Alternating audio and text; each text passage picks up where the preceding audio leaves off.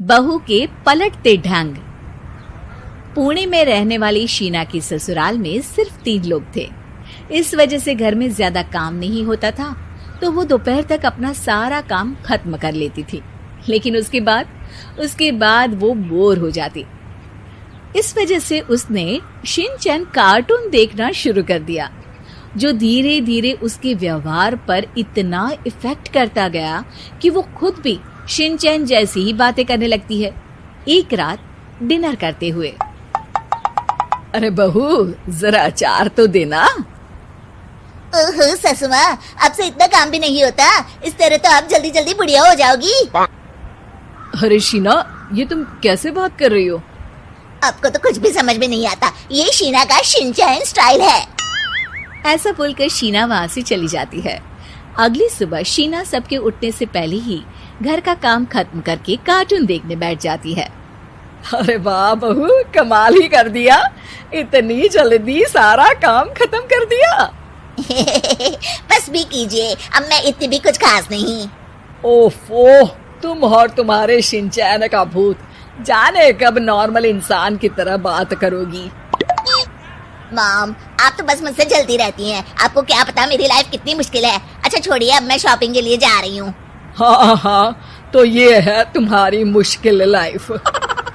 Sheena shopping करने market पहुँच जाती है, जहाँ उसे जय के ऑफिस की एक लड़की मिलती है।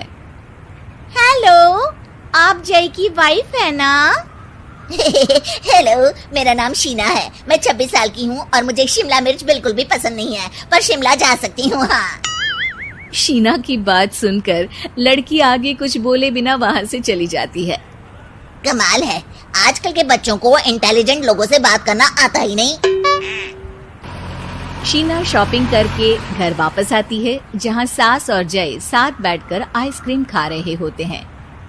मैं कितने मतलबी लोगों के बीच रह रही हूँ। एक छोटी प्यारी बच्ची के बारे में सोचे बिना सब आइसक्रीम खाने बैठ गए। अब इतना नाटक करने की जरूरत नहीं है। तुम्हारी आइसक्रीम फ्रिज में रखी है, खा लो। आइसक्रीम, मैं आ रही हूँ। इसी तरह दिन बीतते हैं। अभी तक तो घर में सारे लोग शीना की हरकतों से परेशान हो चुके होते हैं। एक शाम उनके घर पड़ोस के अंकल आते हैं, जिन्हें देखते ही शीना बोल पड़ती है। हेलो अंकल, आज आप यहाँ? ये कह रही है आप यहाँ बैठिए, हम अभी आते हैं। ऐसा बोलकर शीना की सास उसे लेकर रसोई में चली जाती है। अरे वो तुम्हारी पापा की उम्र के हैं, उनकी इंसल्ट तो मत करो। आपको तो बस अपनी ही खुशी दिखाई देती है। शीना के ऐसे बोलने पर सास हैरान रह जाती है और शीना बाहर आकर अंकल से कहती है, तो अंकल, आज आप क्या लेने आए हैं? या फिर बस सासू माँ को देखने का बहाना चाहिए? वैसे ये इतनी भी अच्छी नहीं है, पूरा समय मुझे डांटती रहती है और कभी कभी तो खाना भी नहीं देती। अंकल हैरानी से उसकी ओर देख रहे हैं। तभी उसकी सास वहाँ आती है। अरे शीना, इतना झूठ मत बोलो, मैंने कब तुम्हें खाना नहीं दिया? अरे ऐसा बोलोगी तो तुम्हें आज रात का खाना सच में नहीं मिलेगा। देखा, मैंने कहा था ना, बच्ची पर जुल्म करती है। आप मुझे अपने घर ले चलो अंकल।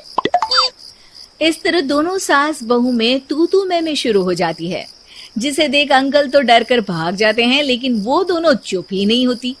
रात को जय के घर वापस आने पर सास उसे शीना की सारी बात बताते हुए कहती है, अरे इसके सर से कार्टून का भूत तो उतारना ही पड़ेगा। मौका या वक्त कुछ देखती ही नहीं, बस बकवास शुरू कर देती है। बात तो आपकी सही है, पर क्या करेंगे? अरे कार्टून देखकर ऐसी बनी है तो इसकी कार्टून ही बंद कर दो। हाँ, कार्टून बंद करके कुछ समझदारी वाली चीजें दिखाते हैं। जियोग्राफी दिखाना शुरू कर दो ना, क्या पता कुछ अकल आ जाए। हाँ, नाइस आइडिया माँ।